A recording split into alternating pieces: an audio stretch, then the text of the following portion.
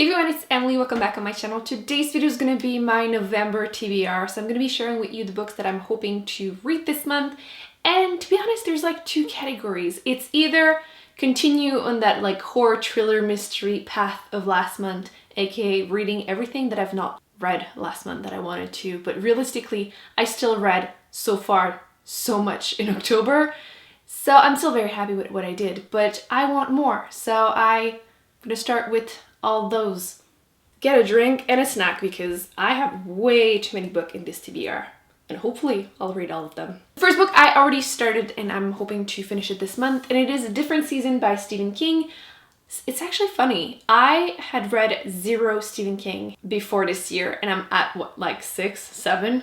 So clearly I've been wanting to go through all of his books, which is going to take me a long time. So I'm just hoping to finish this one. There's like 4 short stories in this one book, and I have read the first one, which was Shawshank Redemption, and I did obviously enjoy it. And I'm in the middle of the second story, and it's actually 250 pages long, and it's pretty slow paced, and I was just feeling the reading slump and just not being able to read it fast enough to feel like I wasn't feeling sluggish. So that's why I decided to put it down, continue reading other things, and then like slowly chipping at it. But it's a pretty dark story. And it's like very dark. It's about like a kid that realized that one of his neighbors used to be a Nazi, and he's making him tell him all those horrible things he did. So it's dark. I will hopefully finish it, so I will be able to read the 2 other short stories too.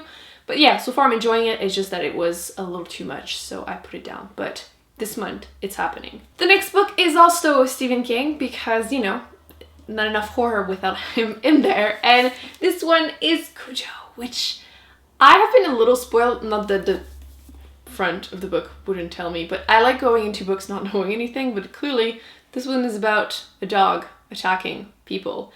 And I'm realizing, because I just read Pet Sematary and then Different Season, there's mention of some of his other books, including this one. So I kind of know what's going to happen a little bit, but it's fine. This one is pretty short. There's like 300 pages, and basically people are being attacked by, is it their dog or just a dog in general? And horrible things happen, basically. And I also wanted to include the back of this book because you are not ready for this. This copy was purchased at a library sale. My library has a really great sale. I would totally recommend you check out your own library because this book costed me 25 cents. So, and because it's an old library book, this one was published in the 80s, and you get this awesome picture of Stephen King. That is a really, really big picture. I'm just gonna... So I'm gonna stop right now, but yeah, I'm hoping to read this. Actually, let me put like this in the background because come on. Another one that I have started, but I put it down because it's, again, this one is a translation, and I feel like I was reading a lot of like fast-paced book, which was very motivating, and I kind of needed that because I just finished my reading slump and I just didn't want to feel slumpish at all. But this book so far is good. It's just that it was a lot harder. The English was not as easy, and since English isn't my first language, sometimes I just don't feel in the mood for it. But this month I'm ready for it. The Devil of Nanking by Mo Hyder. And this already seemed really, really good, but again, I just wasn't in the right place to read this. And this one is about, so far, because I've only read like 2 chapters, a kid that find a teacher, or someone that used to be a teacher that was part of, that filmed what happened in Nanking. Basically horrible things again. So will hopefully happen this one too. The next one is more of a psychological horror. Again, I've only read a couple pages, put it down because I wanted something else. It's just how I've been lately. And it is A Head Full of Ghosts by Paul Tremblay. And this one is supposed to be either you really love it or you don't, but hopefully I will be on the side that loves it. And it's, again, a pretty short horror book, so hopefully I'll be able to read it this month. I really, really want to read it this year, so it needs to happen. And then the last book in that section of horror, thriller, mystery section is The Snowman by Jo Nesbø.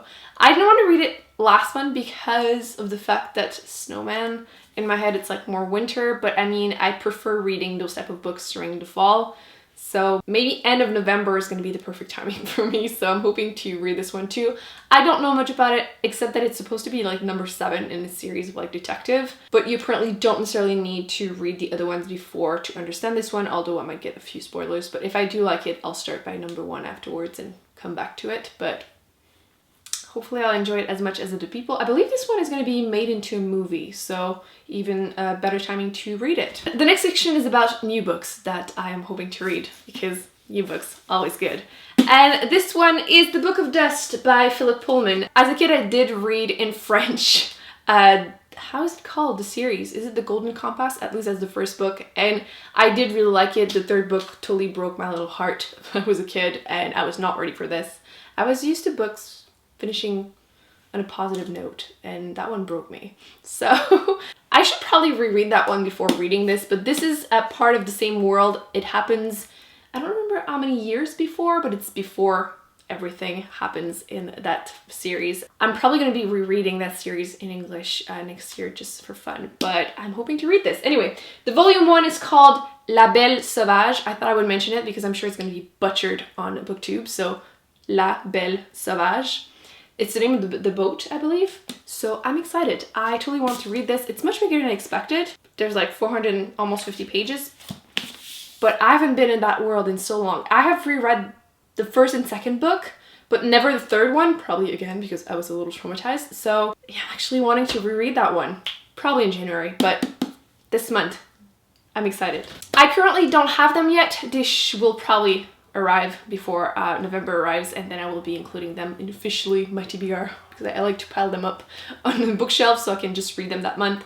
And Harry Potter, basically there's 2 new books that came out, History of Magic and another thing. I will be reading those probably this month too. I'm hoping to. You will see them in my book haul this month for sure.